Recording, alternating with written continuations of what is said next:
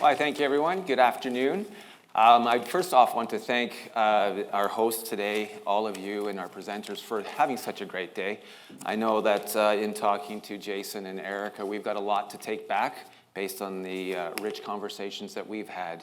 And really, what we've heard today aligns so well with, hopefully, what you'll hear throughout our presentation today. So we are going to talk a little bit about the overall vision of wellness for Palliser School Division, but as you just heard, we really do want to focus in on our mental health project, as probably many of you are involved in your own project. So today we're going to talk a little bit about the primary strategies that we've embedded based on the data. We are going to talk about the data that informed the project, talk about the celebrations that we've collected so far to date, and then really what we've learned and our key takeaways in the short time that we've been involved in the project. There's been many for sure. So a little bit about us as we dive into our work. We like to think we're quite unique in a few different ways, although I'm sure everyone feels that way. Certainly geographically wise, we have schools all the way down south of Lethbridge in the Coaldale region, and then we stretch all the way up into the city of Calgary. So when we think about Palliser schools, we are just so rich in diversity. In Calgary, we have our faith-based alternative schools, which almost encompass half of our student population, of about 9,000. We have our local community schools, which, as some of you face, very isolated, often small in size and rural. And then we also have Low German Mennonite schools, colonies, of course, an online school, and so on. So it's just a beautiful array of culture and diversity within Palliser. In saying that, though, what comes with our diversity comes disparity. And so when we started to dive into our project, we really, over the time, have noticed some key areas that we're struggling with in terms of disparity. So we think about things like when we dove into the data with Jason will review, but also things like suicide risk assessments, complex student scenarios, incidences of high risk, all those kinds of situations. What was happening in one community was very different than what was happening in another community. And so those were based on a few things that we're going to talk about today. What we also noticed in terms of disparity were things around our universal practices. So things like social emotional learning resources. There was huge disparity in terms of what we were seeing in our schools. And then finally, the accessibility for our families and students when crisis did arise. So we think about the access to resources in the city of Calgary versus out in southern, on the outskirts of the middle of nowhere, frankly, and trying to access resources out in our rural communities. Huge disparity there. So we really wanted to tackle that in our mental health project as a starting place. Where are we, before we jumped into the mental health project? Well, we still did have and do have a very robust strategic plan when it comes to wellness. I heard our panel talking about the importance of a strategic plan. Well, we certainly have one, and it is based on the comprehensive school health framework. And so, of course, we actively work with our Alberta Health partners as well on those 4 quadrants. I'm sure many of you are familiar with it.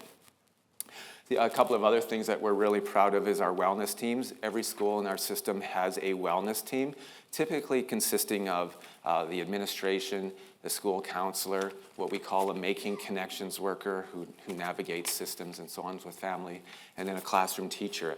And those are at minimum. Oftentimes we'll try to invite parents and students to be part of it as well.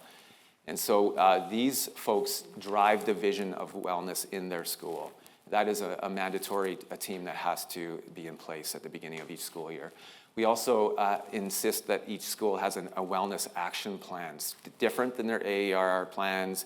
It's a standalone where this wellness team comes up in collaboration with their stakeholders and the data, and then they submit those to us at central office. We review, and then we connect them with other schools. So some of those key pieces that really help drive the vision, not only as a division, but also at the local level. And I think, Jason, now we'll talk about the data. Okay. Of course, I can't read the data. That's awesome. There's our data. It's our AERR data. And I just wanted to take a bit of time to talk about the data a bit. I'd like to say, we'll show you some of our school data. One of the things that we talked about earlier was SEL resources and some of the things we use for wellness. Shane and I make recommendations on social emotional learning based on research-based outcomes, those types of things, and effectiveness, but we don't mandate that schools use a particular type of SEL product, or we don't mandate that schools do our school survey. The majority of them do. I'd be lying if I said all do, and Carlos can catch me on the lie because he's my guy in our school. He knows that not all our schools do it. We would like to have all our schools participating, but what we are seeing with the non-mandated piece is that schools naturally acclimate to it. Once they've used it, they eventually use it all the time, as opposed to making them use it and report data back. And so there is a bit of a subtle difference there. We also had a bit of a tough time in Palliser a number of years ago, where everything was sort of mandated. And so we certainly sort of swung the other way to shy away from that. So just so we're clear, we want to make sure that you have the background on our data and the SEL and some of the other challenges that brings as well with it. So we have, and the other thing I'll say before I start this also, because we're doing it right now, is that we try to be very strengths-based in our approach to wellness and social emotional learning. In this case, I'm going to tell you we're a little bit, we're going to look at the negative, because the thought is, or the trap is, when you look at your data and you say, oh, well, we're doing pretty well and we're beating the province, so that's good enough, right? And that is a bit of a trap, because as you see with these numbers here, we have approximately 700, 95, 96, somewhere around there. So it's not a big school division, just a shade under 10,000. So when you see a number like overall 91.6%, that's a good number.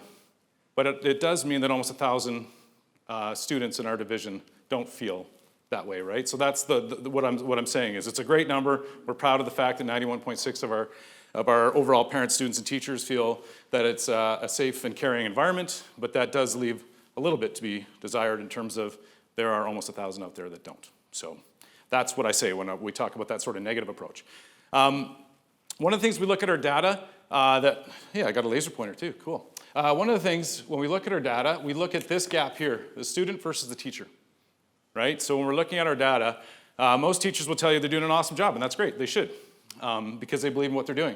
But it's what the students say as well, right, and how big that gap is. And the wider the gap, obviously, the bigger an issue we have. So you can see here that 84.3% of our students in 2021 felt the importance of caring for others and learning and respect and being treated fairly at school. 96.3% of teachers and 94.2% of parents. When you look at the percentage of teachers and parents and students who are satisfied that students model the characteristics of active citizenship, it goes down to 75.3, right? And that gap is almost, it's just about 20%, right, between teachers and the students, right? And it gets a little, the parents are fine as well, but that one's important because it's talking about active. We talked about modeling today. We've talked about a lot of great things. And when the gap is that large, I think we have a bit of an issue here, clearly, when 25% of our kids don't feel that way, right? Here's our, just another way, the percentage of teachers, parents that students feel safe. So the safe and caring, the new safe and caring measure. Caring for others and learning respect for others and treated fairly at school. Again, high. So we're proud of these results, but again, it still leaves 10% of our students that don't feel that way. And if you look at the student population, it's 84.5. So we have about 15.5% of our students, which again, forgive my math, but that's around 1,500 or 1,400 students in our school division don't feel that way. So we've got some work to do. Despite what this says here, we have work to do, right? We need to close that gap. And again, there's a gap between how teachers feel and how students feel, and so we want to make sure that we're trying to reach out to those 15.5% of students that don't feel that way at school. And the other thing to note too is that, and you'll see it in our school data as well, and I understand COVID's a blip and things like that, but the trend is that it's going the wrong way, right? 94 to 93, 91 to 90. And so these are things we look at when we looked at ways to react or ways to respond to these sort of falling numbers. And then we have the welcoming, caring, respectful, and safe. Again, 20% of our kids don't feel that way. And it's kind of crazy that 5% of our teachers don't feel that way, but there could be various reasons for that, right? So we have a gap to measure here as well. So now we move into the R-School piece. And we have anxiety, depression statistics. These are our statistics over the last 4 years. You can see they're trending in the right way, but we can stand on that, of course, because anxiety and depression would have been higher during COVID, right? So that's a natural sort of idea. But we have the provincial norm here. We tend to use the provincial norm over the Canadian norm just because provincial is closer, I guess, right, in terms of the context. But you can see it. I know that you mentioned it too, David. It's not dissimilar to the rest of the province, but still we have high numbers of kids that report feeling anxious or anxiety, and then high levels of depression. And clearly that number goes up in grades 10, 11, and 12. And so we'll talk a bit about some of our responses in high school as well, because we feel that students in high school are obviously feeling a lot of pressure these days. They always have, I'm sure, but they're responding in this way. And so we want to respond in kind. And we'll tell you a bit of what we're doing later on down the road. We have sense of belonging and self-esteem. That was clearly driven home here. The sense of belonging was presented beautifully earlier as well. And again, we have students with a positive sense of belonging.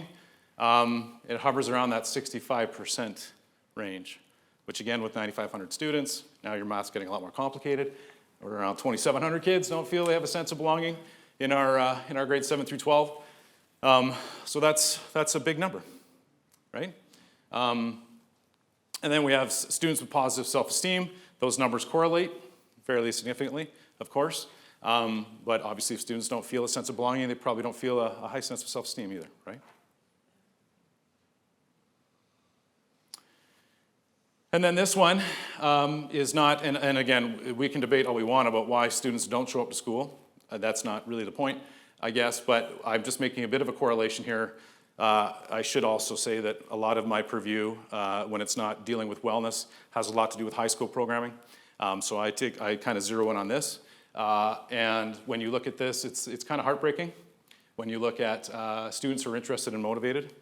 And, we hover around that, well, look at grade 11 and 12. And again, I'd like to say that Palliser is an outlier, but it's not. It's fairly, that's a national average. It's a little lower than the provincial average. But we have 71% of our students in grade 11 and 12 are telling us they're not interested and motivated. So I don't know how many businesses operate on a premise of 70% not being happy with the products you produce, but I don't think they'd last very long as a business if that were the case. And so we've taken this to heart as much as we can. We're trying to do some, and we'll get into it a little bit more, around that interest and motivation and how do we get kids locked in. We know there's always going to be, they're adolescents. We understand that they're not going to love school necessarily, but there are ways that we can make it more engaging and enjoyable for them. And then if you look at that, of course, if you look at our truancy rates, you'll see that things escalate quite quickly in high school as well, with some reporting 19 to 24 to 29% in grade 12, saying that they're regularly truant from school. It's a big concern. And I know it's a concern in all of our communities. I'm just giving you Palliser's data on that. And so this was the impetus or the foundation for us to start to apply for this mental health grant. And of course, it flavored how we presented the data and how we presented sort of well, not the solution, because again, we're not talking about solutions here, but ways in which we could sort of work through it. Okay, Erika, what do you? Hi. So as you just heard from Jason, our data was showing that students grades 7 to 12 were self-reporting above the provincial average in a lot of areas. But what we also were finding and hearing was that a significant number of those same students didn't know where to turn if they needed help for matters that did not entail their academic success or just reasons related to their academics. So with student wellness being a priority, belonging also being high on our list of things that we want to improve on, this had us taking a closer look at other sets of data. So since 2019, our counseling team has seen growth in all areas of service delivery, with a significant number in the jump, like a significant jump in the number of students who are being referred to the counseling office for either by like a concerned adult in the building, parent, teacher, administrator, support staff, or because they're presenting in a crisis situation. What we quickly came to realize was that our school staff were no longer as equipped as what they used to be to deal with matters that were becoming increasingly complex, and our counseling resources were being consumed by crisis management. So instead of providing the mental health support that enhanced student wellness, our counselors were triaging students and making more community referrals to an already overwhelmed healthcare system. So we continue to see more and more students being unable to access the support that they need in a timely and barrier-free way. So despite what you've heard about our well-established wellness framework, our schools were finding the increasingly complex student issues very difficult. Crisis interactions, I guess in my opinion, often highlight missed opportunities for early intervention, but also for identifying areas of growth. We knew that the work that we were doing pre-pandemic was no longer having the most impact in areas related to student wellness, sense of belonging, and just overall well-being. So we decided that we needed to support student mental health like never before, and in order to do that, we needed to re-examine our processes, existing programming, and create new pathways that allowed for early identification and early intervention. So we wanted to do like all the things, you guys. Like our boards were full of stuff, great ideas all over the place. We wanted to increase education and awareness around mental health. We wanted to decrease stigma. We wanted to offer wraparound support to students, families, help our educators and administrators become more equipped to just have those connections that we've heard about all day today. Have those meaningful conversations, be that person in the building. And really, all of that was geared towards getting ahead of the crisis, not having to be responding and reacting. Let's get into the prevention mode. But how? How are we going to do that? And just to further that too, the internal capacity and capability, we've heard it a few times today. Not one more thing. Not one more thing, please. We're all committed to mental health, and I'm sure it's a goal for every one of your school divisions in here. That's in some way, shape, or form. But when we make it something else, that creates more stress and anxiety for our staff as well. So we had to be very cognizant of that as we set forth the school. We have wonderful partnerships with AHS and incredible people that have been helping us with wellness. We have other great partners. We have CBEs in the room here. They've been very helpful for us in terms of working through this kind of data.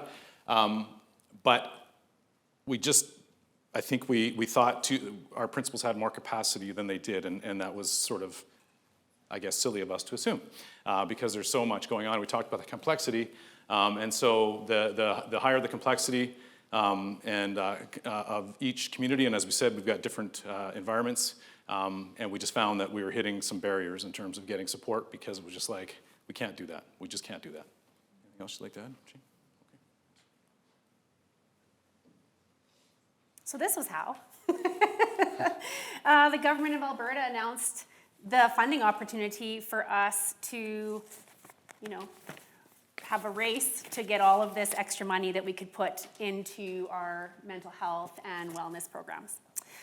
So the window of timeline, or the timeline that we were given between announcement and submission was super short. I'm not sure how many people in this room got to fill out that application form, but it was complex. And I've never applied for a grant before, so that was a little bit overwhelming. The great thing was that we had already been looking at our internal models, data, and all the areas that we thought we needed to improve in, so we had a really good starting point to work from. All right, so here is our pyramid of intervention, and I understand that the language has changed and is changing, and many of you probably use continuum of supports, as we are certainly moving forward with as well. But as our schools get accustomed to that language, we continue to also reference the pyramid of intervention, of course. So this was our traditional, or our previous pyramid of support and the way we approached wellness. So as you can see, we have some strengths there for sure. We approached tier 1 in a universal manner through mental health literacy, having our counselors and our connection workers actively involved, working through the curriculum in terms of supporting teachers. And then as we worked up the pyramid, then there's one-on-one support within the counseling room, working with students. We had a crisis management team. And then, of course, when we get to the top of the tier, we think about things like, as you all work through, threat assessment protocols and so on. So very, very, successful in many ways. But at the same time, we noticed some things, as you can see. So we are very much reactionary versus proactive. We really were seeing a decrease in internal capacity, as Jason referenced. Our staff, and you heard this morning, we need to support them in learning how to support our kids, our students. And then we were seeing, of course, increased crisis response, which I'm sure all of you are as well, certainly as we navigated COVID. All right. So here's our updated pyramid of intervention. So we're going to dive into some of the strategies in more depth, but in a nutshell, working from tier 1 up, in bold, you can see the pieces that we have put together through our wellness grant or our mental health grant. So of course, we started with what we've heard today a lot with health prevention and promotion, really looking again at community and a sense of belonging and making sure that our partnerships are actively involved with that. Promoting school classroom culture. We heard a lot about culture this morning. And specifically, our wellness champions, which each of our school has, and then we hired, which we'll speak to further, a universal navigator who supports our system in the classroom, working with teachers, providing resources, and ensuring that this tier 1 is building capacity across the board. Further staff education and PD on strategies related to student behavior for sure, starting with that culture, but also, as Jason was referencing, engaging them and motivating them to be at school. Sharing SEL resources between schools, so moving from a siloed approach to a much more collaborative, and then of course our ever-active partnership and other partnerships that Jason referenced as well, and there are many. Tier 2, we really started to move from a broad-based approach to an individual and a classroom, so working side by side with our teachers, and that comes through a variety of different personnel. Tier 3, we have what we call a youth support and a family support.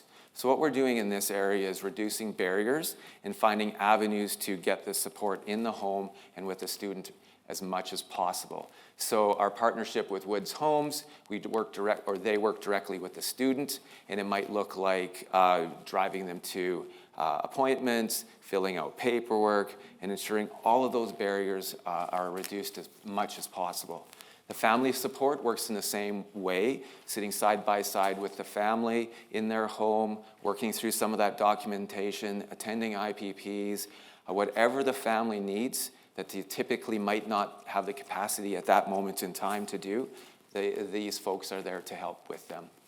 As we move up the tier to 4, we have contracted a psychologist, Dr. Massey, who works again in a wraparound approach at the school level, sitting in with classroom teachers, looking at those complex kids that we all have, and looking at different strategies, walking through assessments, those kinds of things. So it's just that side-by-side approach with our schools. A complex case is a really interesting approach that we don't have the time to go through today, but it's located in the southern part of our district in the Lethbridge region, and it is a collaborative approach between all of our systems in support of our regions, Zone 6, complex students. So human services, AHS, education, and so on, we all sit at the table together. We bring referrals forward from all of the different school systems, and we try to figure out collaboratively how we can overcome these barriers again and find success. And this is all supported through a centralized group who navigates it beyond those initial meetings. So it's if you'd like more information about that complex case, any of us can help. Of course, many of you are probably familiar with COPE. That is our pediatric in-school support, and I know that it's well supported in the Calgary region for sure. What we did was we expanded it beyond Calgary and now have it into other schools as well. So we expanded our COPE process. So we'll get into a little bit more detail, but that's really, in a nutshell, the additions that we made through the project. And I'll just suggest that one of the things that we had throughout these 4 tiers, and if we probably should have put it on the side, we didn't, is the idea of navigation. So this whole mental health grant was built around systems navigation.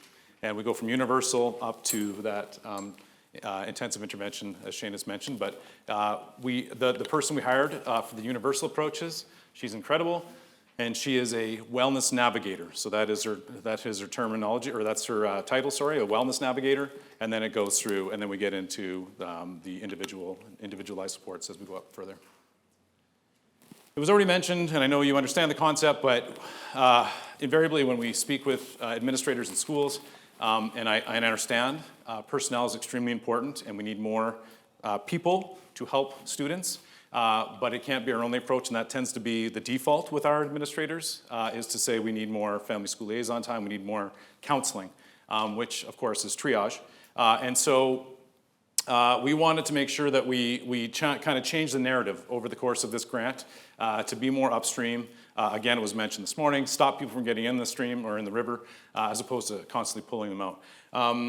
So we want to ensure equitable access and distribution of resources. And then the other thing about this grant is that our wellness navigator, who I mentioned, I've been tasking her with leaving a legacy. So it's not you go in and you do things for people. You go in and create programming. You teach them. You teach teachers. You give those supports. And as we'll get into the resources a bit later, you make it so that it's not an extra thing for teachers. You actually create the resource to be used ready in the classroom. We've also looked at if we can get more FSLC time or less of the triage and the one-to-one and the crisis management, we get FSLCs and making connections workers into classrooms to support teachers to have conversations with students to deepen that conversation in classrooms. So the whole idea, the focus of that systems navigation was to do the upstream versus downstream approach. It was mentioned as well, the partnerships. For those of you who may or may not, this is our wellness navigator, Joanne Walachati. This is Ted Termutsoglu, who's an incredible educator. He is part of the Green Exercise program, or his company is called Life is Athletic. I recommend you look him up. He's absolutely incredible. I can give you more information about him. I know certain people in the room have worked with Ted, and they know how effective he is. And just, he'll dry in 2 seconds, dry our teachers in. So he's working with 13 of our schools right now around that physical literacy piece. The other part we haven't mentioned is that we wanted to be more holistic in the approach to wellness, because of course when you focus on mental wellness all the time, it becomes almost a singular entity you're trying to solve, when there are things like Ted's Green Exercise program where physical literacy is important. That's why Everactive Schools is on there as well. And that's why, again, you looked at those numbers in my team. So I have an off-campus team that works with students. We stopped asking the question, what are you going to do after high school? Because we know that really stresses students out. And that the reason we see those spikes is because a lot of them don't know. And so it really increases their anxiety. And so we started asking questions like, what do you love to do? And how can we connect you with something like that in a post-secondary setting, right? And trying to expand that knowledge. So it's occupational wellness, it's physical literacy, it's nutrition, it's all kinds of different things, but that's why we have so many awesome partnerships with there, and I don't know if you want to speak to the others? No, we're good? Okay.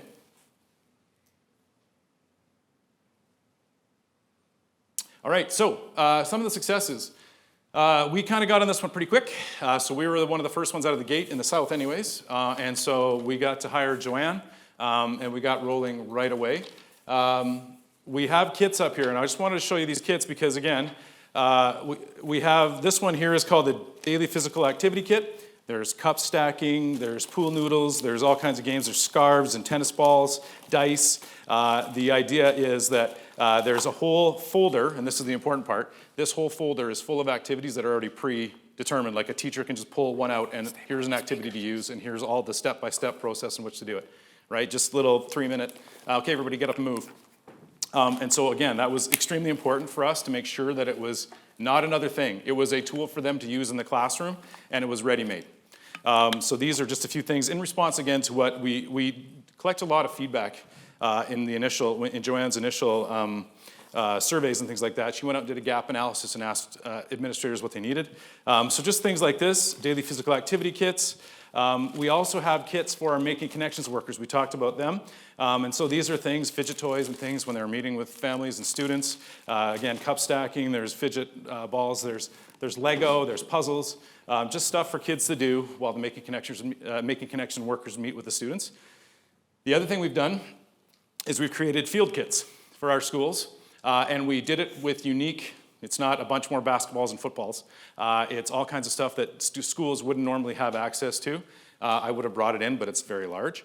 We've got 2 of them, and schools can sign them out. And it's designed again. Everything is in it, and it's written for students as well, because we want students leading a lot of these initiatives.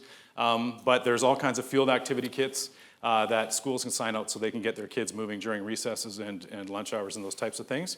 Again, we've mentioned the diversity of our school division. We have colonies where oral health is big. Just getting to brush your teeth, right, is a big step. And not beat the snot out of each other in the playground when they're playing a sport, right? That's also a big step. And so there's all kinds of things where you get up to more complex, or those are sort of the sort of basic ones, but then you've got schools that have a lot of different things that we need to challenge ourselves more in terms of how we meet their needs. But again, these are all universal approaches to wellness so that we can sort of look at all dimensions of wellness. And so these have been thoughtfully put together with every sort of dimension of wellness in mind. The other thing we've done is we've looked at alternatives to suspensions. And we have a lot of suspensions. I'm sure it's no different anywhere else. Like Shane already mentioned, there's been more sort of violent sort of interventions necessary because of just deregulated social emotional learning, those kinds of things. And so we put together something that is, if your student was suspended for fighting, here are some good restorative practices, here are some alternatives.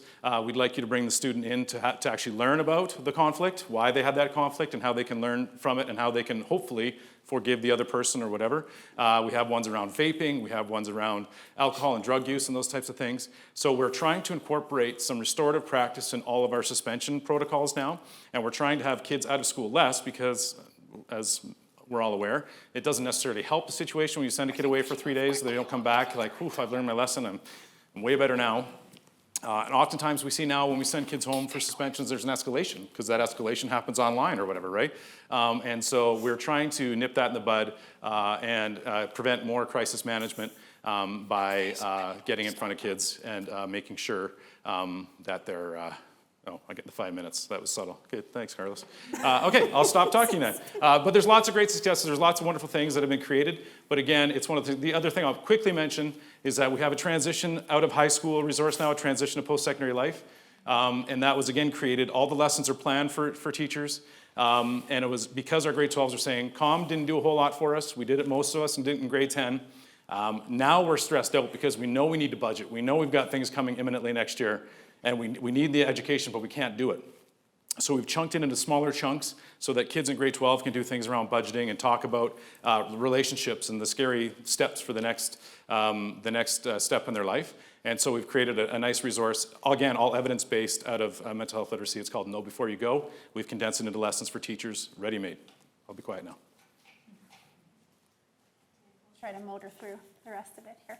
Another thing to add just about those kits for the Making Connections workers is we have been learning a lot from Dr. Gibb at the University of Lethbridge and her team. So a lot of those activities actually incorporate ways to trick kids into utilizing and building their executive functioning skills, which should, in theory, help with emotional regulation in the classroom. So we got to test those out as staff, and it was so much fun, you guys. Yeah, so I guess some of the successes and celebrations for our Tier 2 with the Youth Systems Navigator. We had a strong partnership from Woods Homes from the get-go. They were already in some school divisions doing some of this work, just not quite to the level that we have partnered with them for. Last year, between January and June, we received over 20 referrals just from students, either self-referring or through the Family Connections or Making Connections workers and family school liaison counselors. Just for students who needed help navigating some of those barriers, getting access to basic needs, housing, food, clothing, doctors, trips to psychiatry, things like that. Woods is in the home, they're in the school, and they're in the community. So they're really able to just meet the students exactly where they're at in real time and do what they need to do. Impact Parenting, again, huge amount of experience with that partnership. They go into the home, they meet the families where they're at.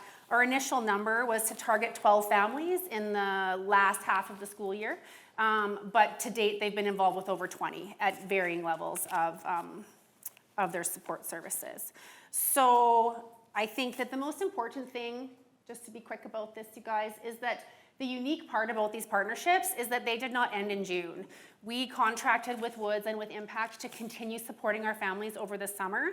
I'm not sure what your experience is, but in mine, we lose a lot of traction in June, at the end of June, July, August, and then you either start back to where you were or even further back over the summer, depending on what the situation was. So our hope was that by providing services over the summer months, we would continue the momentum and not lose sight of our most vulnerable families and students.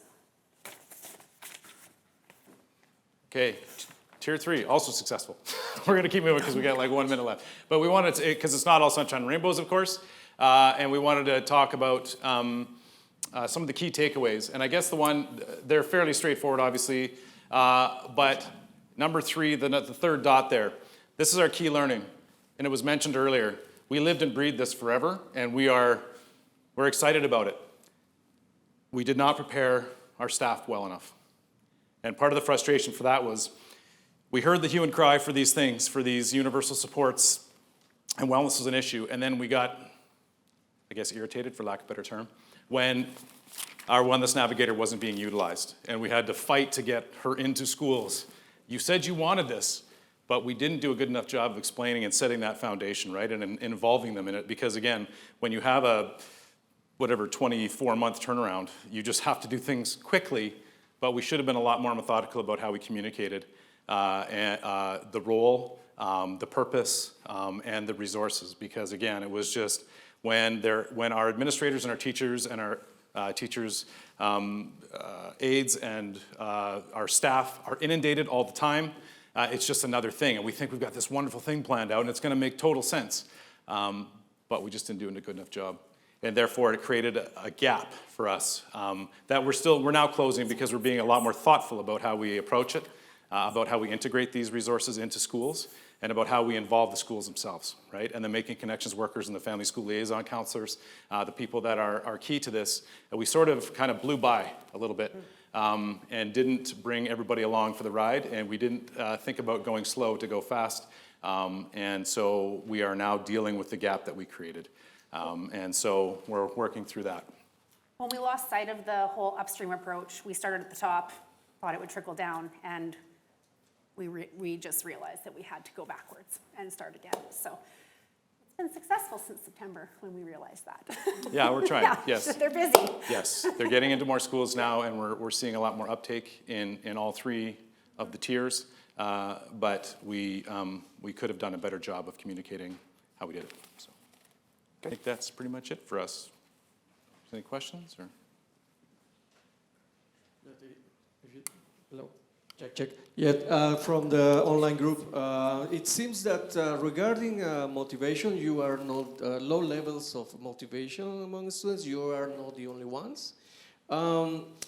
Regarding partnerships and future focus, this person said we cannot find any detail online. Can you explain where you Sorry, could which one find was that? That's about partnerships and future focus. There's nothing available online. For which? Life is Athletic or which one? Yeah, I can send that out for sure. I can send it through. Yeah. Okay, thank you. I know Ted would probably appreciate that. So another one here. It says it would be great if you could ask you guys for the job description of their wellness navigators. We can get that. Well, yeah, we do have it. We can certainly share it. We'll share it through you guys as well. There we go. And last one here about your project here. It's ongoing as well during the summer. So Yes. this district here, there's still the work on that ongoing as well.